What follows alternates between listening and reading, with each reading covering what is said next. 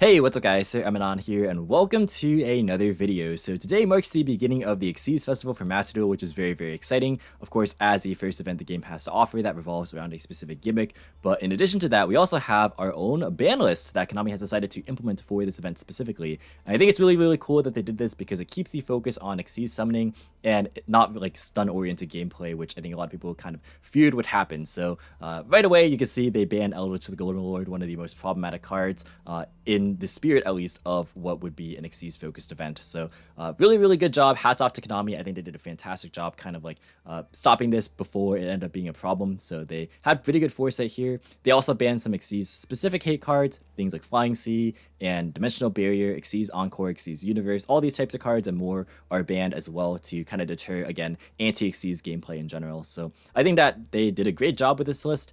And now the only question that remains is what deck do we play for the event? And I stumbled upon this after actually asking you guys on the community tab poll yesterday what deck I should play. I asked between Zoodiac and Lyrilusc, but some of you guys actually mentioned in the comments that why don't you play a hybrid of both of these engines? I thought about it and I'm like, that's actually a pretty sick idea, because if you think about it, right, Lyrilusc Tri-Brigade is one of the most prevalent and powerful Lyrilusc variants out there. And what the biggest advantage of that, or one of the biggest advantages of that deck, is the fact that you could take advantage of the fact that the Lyrilusc cards don't inherently require their normal summon all the time. And so you can preserve your normal summon for a Tri-Brigade play, activate effects, go ahead and start link climbing, and then really powerful boss monsters. Or going second, you can of course go ahead and use those monsters to help OTK. With the absence of links, however, in this event, I think that you have to find some sort of surrogate engine or just cards to replace the Tri-Brigade package. And so, for a Lyrilusc build, like a pure Lyrilusc build, you would play things like Jester Confit and like Turbo Booster even, or like Kinkabio, War of Thou, cards like that. And that's what I had initially when I was thinking about playing Lyrilusc. But then after the Zoo package as a kind of splashable hybrid engine was brought to my attention, I thought, wait, this is actually really good, because you can not only use these Zoos as a means to go ahead and help make Zeus even easier going second, so you have like two routes between Assembled Nightingale and these Zoo cards, but you can also help play through boards by just summoning Dryden to force things, or you can use Dryden as a way to strengthen your end board turn 1, so you can end on things like Dryden plus Draco Future plus Ensemble Robin, which is a really powerful end board. But not only do you have that, but you also can play Tenki, which is a flex card to go ahead and search you a Fractal as just a consistency tool for the Lyrilusc package, because it allows you to send things like Cobalt Sparrow and Wagtail if you open stuff like Warbler or Barrel Canary. So I thought that having like this Tenki as a bit of a toolbox and kind of like filling in the gaps of the Tri-Brigade package was a pretty neat idea. So I did want to give this a bit of a go. So this is kind of the initial sort of like draft one, like day one build. I do want to do more testing with this. I did a little bit of testing, and I'll show you guys a game at the end of the video. So stay tuned for that. But if you want to see me test this match, or this deck rather, live on stream, I'll be streaming later today, probably in the afternoon EST on twitch.tv/SirEmanon. You can find the link to that in the description box below if you want to go ahead and hang out and see if I can optimize this build even more, because again, this is like a very initial draft. But we will go ahead and just walk through the list without any further ado. So the Lyrilusc package, first things first, is 3 copies of Turquoise Warbler, 3 copies of Barrel Canary, 3 Cobalt Sparrow, 2 Wagtail, and 2 Sapphire Swallow. So if you guys are unfamiliar with the Lyrilusc cards, I'll just go ahead and quickly run through them. So Turquoise Warbler is the initial starter. It's the best one to open with, because it is a free summon from your hand if you control no monsters, and then on special summon from your hand, you can summon another Lyrilusc name from your hand or graveyard. So this is a fantastic way of just establishing board presence, getting your play started into Xyz plays, and just getting the ball rolling. It's just fantastic all around. A really solid card, really good enabler. Next up is a card that is fairly similar in terms of its function in the deck, which is Barrel Canary. This card is an extender, also in the hand. It just requires some graveyard setup to where you need to have another Lyrilusc name already in your graveyard, but if it's in your hand, you could target that Lyrilusc name to go ahead and summon that card back, as well as this card from your hand. So instant rank 1 play right there.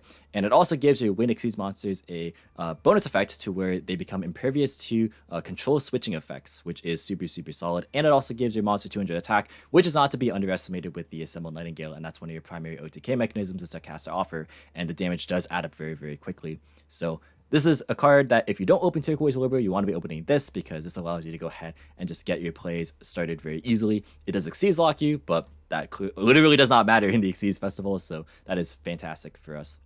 Next up, we have 3 copies of Cobalt Sparrow. This is the better of the +1 Lyriluscs, as I like to call them. So this one on Special Summon allows you to add a level 1 Winged Beast from your deck to your hand, not just Lyriluscs, which is why we're playing one of DD Crow in the list, which is a pretty nice kind of like toolbox option.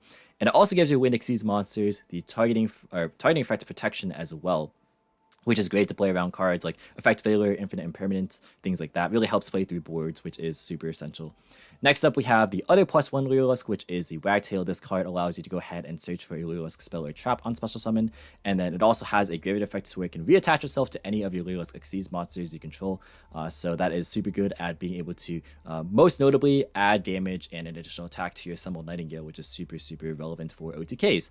I am playing Bird Call as a target. This card is the rotor for the deck, as it allows you to go ahead and take a Lyrilusc monster from your deck, either send it to the graveyard or add it to your hand, and then after that, you can go ahead and special summon a different Lyrilusc name from the one you added or sent just by special summoning it. And you get that is like super phenomenal, of course, just by getting even more bodies onto the field pretty much for free. You could play the Lyrilusc Bird Sanctuary. Bird Sanctuary is definitely a not a bad card, especially in a pure oriented Lyrilusc build, where this one allows you to go ahead and draw cards, and it allows you to go and attach materials between Xyz monsters or Winged Beast Xyz monsters.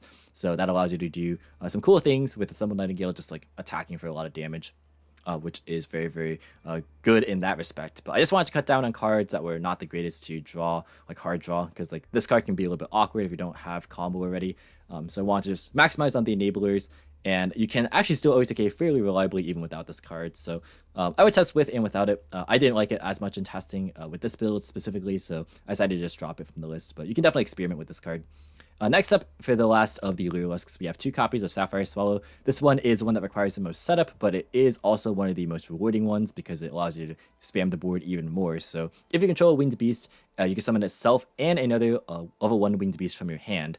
And it also gives your Win Xyz monsters a bonus effect to where on summon, you can go ahead and reattach any other Lyrilusc monster from your graveyard to it as material. So this card, of course, is super good at just flooding the board even more. You can kind of see that this is one that you don't really want to open with a lot of the time unless you have like 3 birds, which is kind of a bit a tall ask, but in general, this is one that you want to be searching via things like your Sapphire Swallow, or sorry, your Cobalt Sparrow or your Recital Starling, and that is a great kind of a additional extender to have in the deck. So that wraps up the Lyrilusc cards. Next up, we have the other engine pieces. So we're on 2 copies of Tri-Brigade Fractal. You notice we're not playing Nerval or anything, because Nerval adding Fractal kind of implies that you're already able to play with the Lyrilusc cards. And this card only is that good if you are starting with it and you have, like, you know, you just need like a name to be able to, you know, or summon off your Warbler or your Barrel Canary. So I didn't think that more Tri-Brigade stuff was necessary, especially because, again, we can't use the other effects to go ahead and cheat out links anyways. But this card, just from your hand or field, can send itself to the graveyard to bin any level 3 or lower Tri-Beast, which is just the Lyrilusc card. So just is additional setup, allows you to go and access these names a little bit more reliably without having to hard draw them or commit a Bird Call to them, because you want to be committing your Bird Call, generally speaking, to your Warbler, Barrel Canary if you have to start it with it. So this is like kind of a neat way to have like 5 extra copies of these cards, if you will. But Tenki, as a card that helps you flex into Lyriluscs, also helps you flex into the Z package, which is very solid, as I briefly mentioned before. I'm playing Whiptail Ram here. You could play Therablade and stuff. I just decided that I, A, did not want to craft Therablade. I just didn't feel like it. But B, these also like are good utility effects, because this allows you to go ahead and banish monsters if it is, of course, material underneath a Beast Warrior Xyz monster. And then Ram allows you to go ahead and float into additional zoos, either in tandem with Trident or just in general if you want to go ahead and float to mid to late game. I think overall this is a pretty good package. You don't need a lot of zoo names because like with Tenki you're effectively playing 6. You don't want to clog on too many normal summons, even though like the Lyriluscs usually aren't normal summons. One of the biggest problems with the deck is the fact that, you know, oftentimes you would rely on Almirage or Link Rebuild to get out of weird hands where you draw Cobalt Sparrow and Wagtail with the Barrel Canary. And that's why I am playing Fractal as well, by the way, because like since you can't link these away and just get them in their graveyard for free, you do need a way to just go ahead and like get these monsters into grave more reliably. And so I want to preserve the normal summons for these zoos. I don't want to play like too many to clog, and I think that like this is a great way to kind of like help supplement what your deck is trying to do essentially. And then the last is kind of just generics to round out the deck. So 3 desires just for more consistency. You can kind of find yourself drawing awkward combinations of Lyrilusc names, things like Cobalt Sparrow plus Wagtail aren't really a combo, or like, you know, now like we have fewer combos between like Barrel Canary and like these two. So you just want to be able to draw pretty much a critical mass of birds, which is pretty much the name of the game. And then we have hand traps. So we have 3 Maxi, 3 Ash Blossom, 3 Infinite Impermanence, 1 copy of Nibiru to draw off your Maxi, and then 1 copy of DD Crow, which is searchable via your engine. And then we also have 2 copies of Call by the Grave just as an insurance against Maxi, specifically because we do lose pretty hard to that card. I am considering playing some back row removal, although with Eldritch not in the format, I don't really feel super pressured to main deck back row removal because we do also have back row removal in our engine, which is pretty nice. And I think that the only real problematic matchup I've run into so far is like the Numeron deck if you're not prepared for it, if you're not able to like make Assemble Nightingale, which I'll talk about a little bit later on. But yeah, because of that, I would maybe consider playing like Cosmic or MST or Twin Twister just to hit the field spell, or even like Ghost Ogre, because a lot of those Numeron decks also do tend to run a lot of back removal. So things to maybe consider, just depends on how like the Xyz Festival meta shifts, if you will. Next up for the extra deck, we got 1 copy of Utopia Future and 1 Utopia Draco Future. This is typically a part of your end board or just ways to play around a Biru going second when you're trying to establish lethal. So it's pretty good. Even without like Bird Sanctuary and stuff, because of the existence of Draco Future, Broadbull plus Sparrow against an empty board is still enough for game. I believe it is 9,000 damage. I was running through some of the combos earlier, so it's nice that like this just puts extra damage on board while insulating you from plays or from interruptions from your opponent, which is great.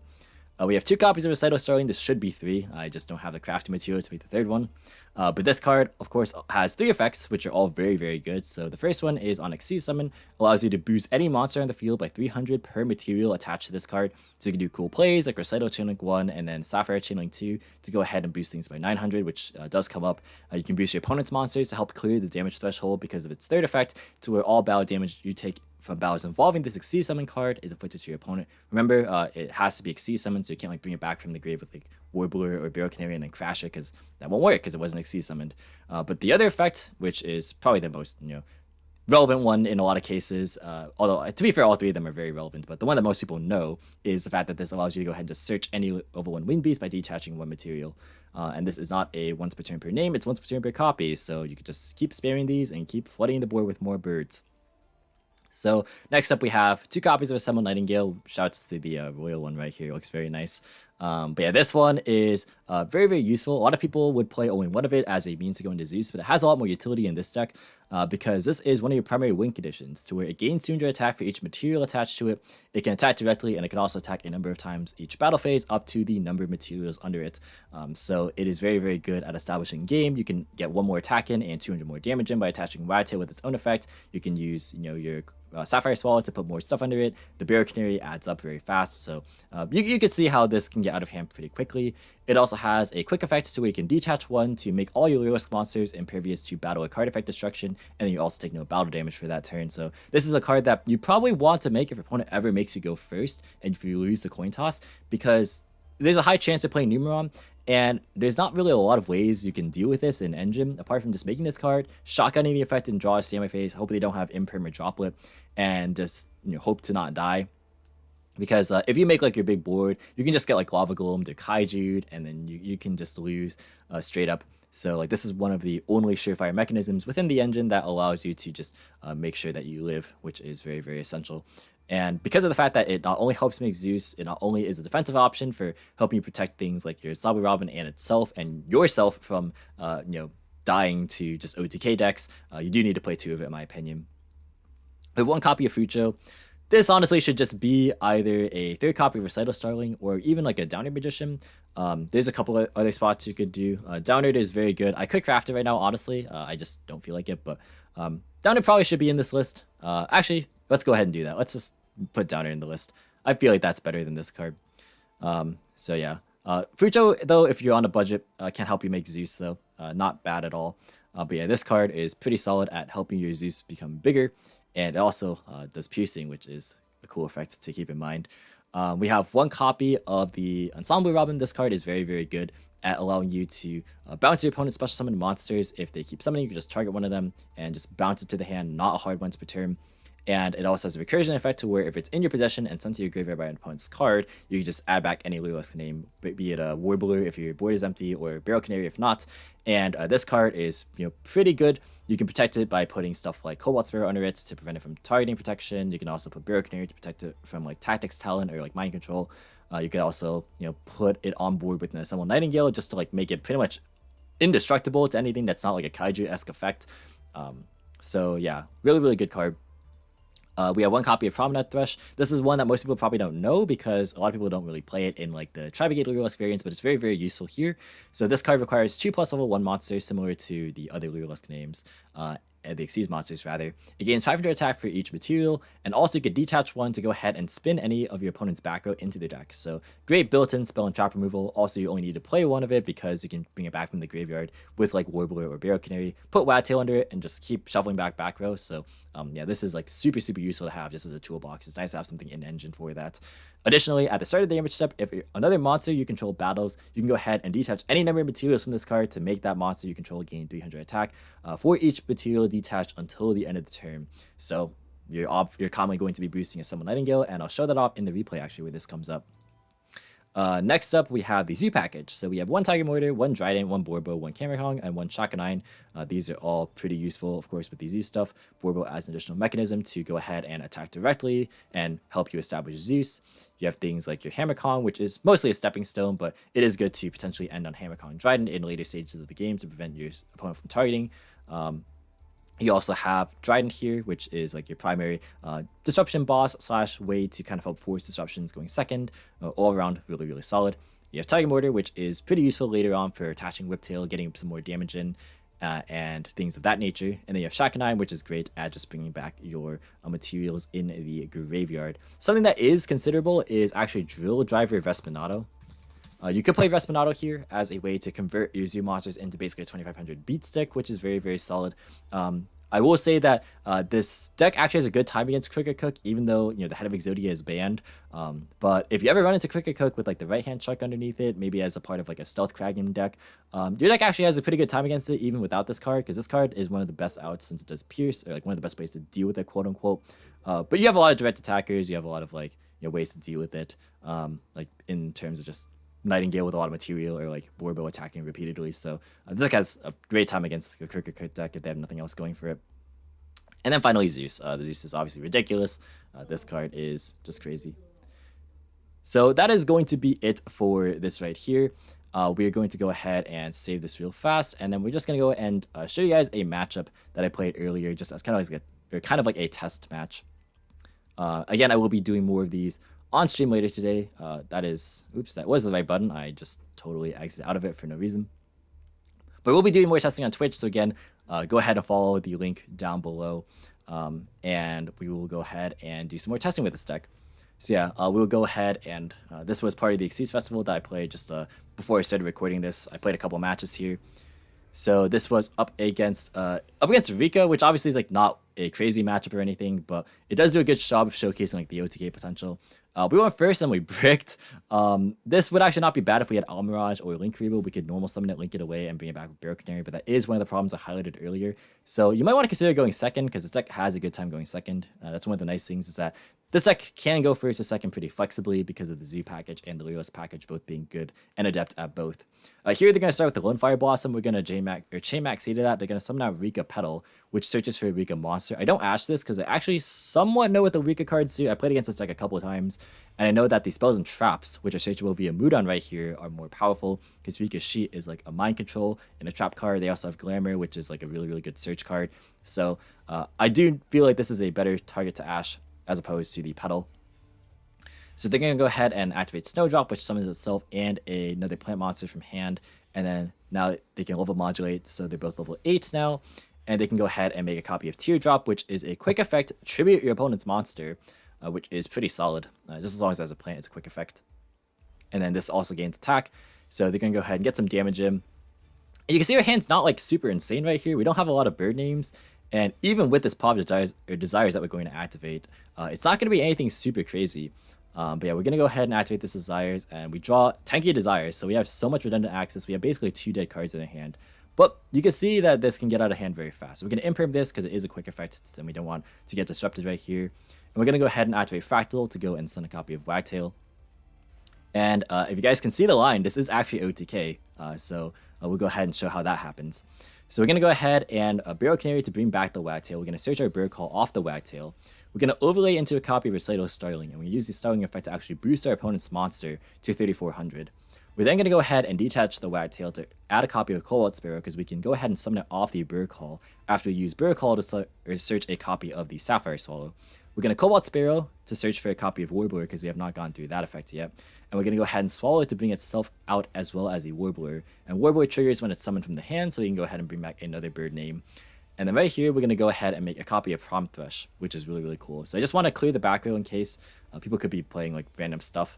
And this will also help facilitate OTKs. I did not use Sapphire on the Prompt Thrush to attach materials because I want to keep the only material that was in grave at the time, which was a Wagtail, in reservation for this Assembled Nightingale specifically. We can then follow up with a normal summon of a Zoom monster because we have not done that yet. And you can see how that is pretty effective. So we can now make a Trident, and this is actually game right here. So we can go ahead and attack directly. I missed the window the first time to boost my Assembled, but we got it here. Didn't change the math, thankfully. So this is a lot of damage from the Assembled Nightingale here. And then we can go ahead and use the interaction where we detach from the Nightingale to make it so that we don't take battle damage, but the opponent does from this Recital Starling. We get a crash, make them take damage, and then we can Trident still in the battle phase and get in for the last amount right there. So overall, I think this deck has a lot of good potential. You can clearly see that going second, or just like as a OTK deck, this deck really can excel and shine. And even if you were going first, you can end on powerful boards such as Draco Future plus Trident plus the Ensemble Robin, and backed up by hand traps. And that is definitely nothing to scoff at. Very, very solid. So hope you guys enjoyed this showcase of this deck. If you want to see more, let me know down in the comments below. And if you want to see me play potentially other decks for the Xyz Festival, let me know. I don't have much build right now, but I can maybe hop on my other account and try and craft some stuff there. But that's going to be it, guys. Thanks for watching. And please be sure to like, comment, and subscribe. And check out my social media platforms in the description below. And so next time, I'll catch you in the next video. See you guys.